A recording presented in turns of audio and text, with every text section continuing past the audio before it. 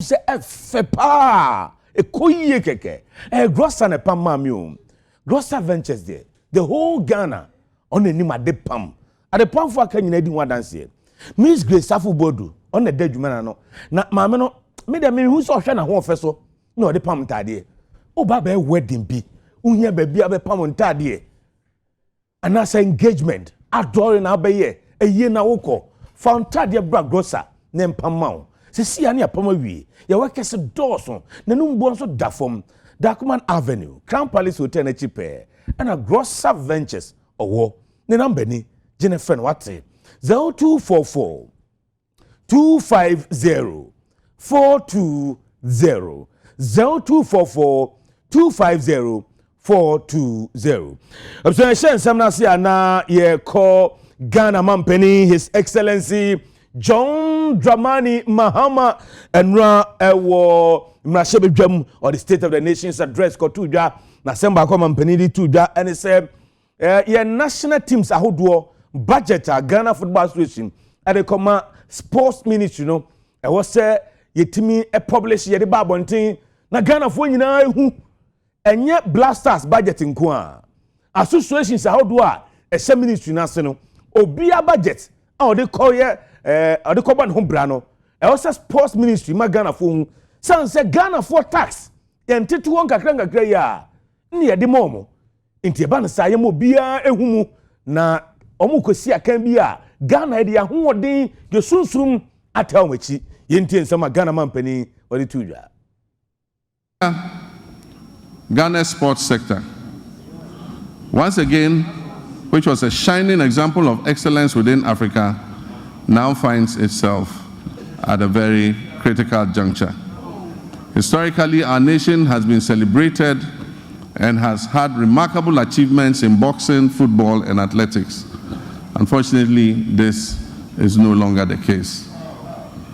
However, recent years have unveiled depressing structural deficiencies in administration, funding, infrastructure, and talent development. Immediate and comprehensive reforms are imperative to reclaim our rightful place on the global sports stage. Mr. Speaker, we will develop a comprehensive national sports policy to align with international norms. This policy will be accompanied by an exhaustive review of the Sports Act of 2016, that is Act 934, and the rigorous enforcement of the Sports Regulations 2023 LI 2477. Infrastructure development remains paramount in our strategy. The government is committed to refurbishing existing national stadia, completing youth resource centers, and constructing new sports facilities in the new regions. We'll also prioritize community recreational facilities to foster greater participation in sports at the grassroots level. Recognizing the critical role of youth development, we're implementing a significant overhaul of grassroots sports with the establishment of the School Sports Authority. This body will oversee structured inter-school competitions and talent identification initiatives essential for nurturing future sporting champions. Over 60% of Ghana's elite athletes have emerged from these school sport programs. The ministry has now been renamed the Ministry of Sports and Recreation. To acknowledge the significance of recreation, we will launch a National Recreation Day. This will be a monthly initiative centered on community engagement alongside an annual National Recreation Festival. These initiatives will encourage keep fit activities and promote active lifestyles. It will promote traditional games and strengthen community bonds. Next month, the senior national team, the Black Stars, which is now a pale shadow of its former glory, will play 2 World Cup qualifying matches. I've instructed my office and the Minister for Sports and Recreation to hold the Ghana Football Association accountable to the people of Ghana as we prepare for these games, especially regarding the budget of the FA. There will be no secrecy in how much the government spends on the national teams. The budgets presented by the FA and other sports associations must be known by the public. After all, it is the taxpayers' funds that are used to fund these activities. Expenditure and waste reduction applies to all sectors of the economy, including the Ministry of Sports and Recreation. Ghana Mampani, His Excellency John Dramani Mahama, and a tenin cano. Na young conservative from Ana, ye call Blasters as ye, or Samuel Abuabri, Blasters Management Committee, Wofra, Yateno, Okahu Ebi. Now, Chester Marchi, Blasters Ebo World Cup qualifiers. Na said the AFCON, Ghana Intimian qualifier. Ye dear Nibre, na a gusso World Cup, no one do GDM Mapa, so Blasters make me qualify. Ako next year World Cup because so US of A, Mexico and Canada no ebi. Idea had been any Ghana be biade. Say young man qualify to AFCON. But for never plan so at the right time it be me kata mafoma DF. The name be wo ho a ebe dey say meka. The name e pese pie no by all means no as time goes on no communication department no edubetuga mamu amate no the communication department no edi nyama betutu kwam the ya tutu no ebetu duama obia ate. I think no we a leader ya pressure so sometimes you can no nyama be buka no we mistakes this obia o wechire no masa adi we emboa we say we to draft we that say na enya because Ghana konanima enyina ebe benefit enyina Ghana for wontimi enko change ho ene akate wo ne Ghana ni we different. Ye to ansam so na ye call Ghana Football Association biem FA dia tudwa se ye liga ena matutra samunti etwentwen so no onyame adoma next weekend Ghana Premier League no sign ababiemu na no na Henry Asante Chum kasama for the Ghana Football Association e dia to clubs nyina nim se to trust no eto betwa if you clubs no sanse clubs no animum bra no so mo de mra no be ye adwuma to trust am akoso Ghana football mu no eto betwa. I would like to use this opportunity to call on club owners, to call on followers, to call on players to be vigilant, to be patient, and to respect the rules that govern the game. You know that in recent weeks, for the past 3 weeks, we are dealing with a very disturbing or worrying issue about our football, hooliganism. On the back of what happened at Inswatre, last weekend there was another incident at Elmina. Before then, there was an incident in Cape Coast. Before, there was an incident at Wamanafo. But we are the people who find ourselves in this industry. We are the solution to our problems. So club owners, we have a duty to play. Let's educate our players. I was very sad when I saw a player lift something from the ground going to hit a referee in that Elmina incident. If you are a player and you are banned for 4 years, your career is finished. This is an assault. Last weekend, Real Madrid was playing in Spain.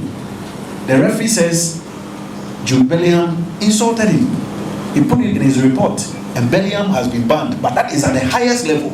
I'm saying that he plays for Real Madrid. You play for a second division team in Greater Accra, 10th division team in Greater Accra, coast team in Greater Accra. What happens to your career if you are banned for 4 years tomorrow? It could be the end of your career. So we have to try as much as possible to control our temper when we are on the pitch. I know it's not easy. Sometimes in the heat of the moment, a player brings you down and you want to retaliate immediately. But that could end you in trouble. Punching is not the name of the game. Fair play is the name of the game. So club owners, we have a responsibility to educate our players. Players, let's talk to each other. Spectators, when we go to the game, let's not take the law into our own hands, lift a stone to hit a referee or an opponent. What if you are caught? And if you are caught and you are not spared and you are jailed, what happens to your life? You will be wasting that life, precious life, somewhere that you're not supposed to. So I just want to call on every one of us here. We love the game. We have passion for the game. We eat football, we drink football, we sleep football, but laws govern the game. Next weekend, Ghana Premier League a bounce back after England and Premier League match back to Leicester City and Koye Momo Ruud van Nistelrooy and the coach yomo kwa away ma West Ham United Mohamed Kudus mutwa me kabi no mantimi ante Leicester at the relegation zone no e bi se Van Nistelrooy kwa yempam no na the coach je say obekoso akonden se de be ya obekonkoden se de be Leicester City be ka Premier League no emu yenti se ma Ruud van Nistelrooy wadi tudwa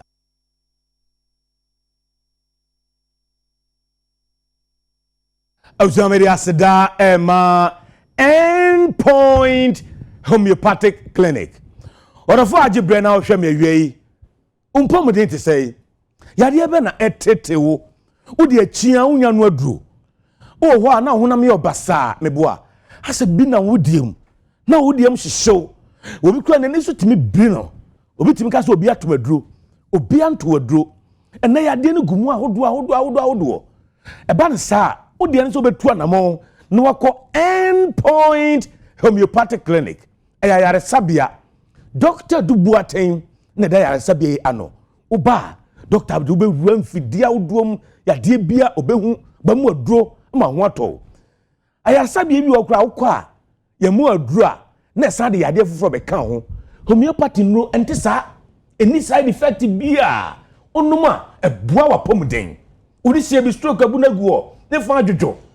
Diabetes na teteo o pressure na osoro ba na Dr. Dubuaten omo awate be ma gu so ate ya obememu hwe ne amfa roba nto obememu bra na doctor nye free scan ma o mu odore de so kama oba won wa edin ama o bra award your thing say te doctor number ni jina friend wate the number is 0244 86 7068 0244 86 7068 production team Miramase.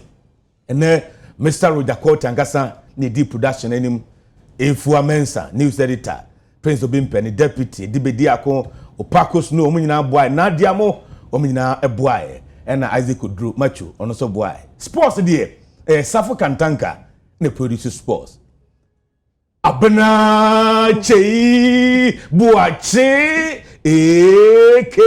AKB Sewa Adesha said ye ene premo kase ne esem choni Jacob Kubi etwetwe nkomode to manim se obepie mu ewo ga South a eye Christian Methodist Senior High School ewo honom no mentime ho ase bi wo ne mabu ne wo mpesua no so e de esi ani pa ama sabre binom eye sukufo no bi epre bi ne yenya ne nte yese ani ayenyan pa nte yesre bambo djuma ekofo se wo momo nan duduo mu enyentie a ewo ehonom se de be ya omo betimi ama asomdwe akoso yesre wo mo pa sana wo yene akwakobanti yesre baby bia samote yenka yenim se UTV de edu echi pa mote ni sesenti yesre wo mo so mo hia nipa asa bambo djuma efo dodo na Ghana Police Service yes omomo nan enyentietia ewo honom pa ne yese mabunu no nso ene esukufo ne se adwobre yesre pa sabe yede premo kase nyina esi ma me fasara kase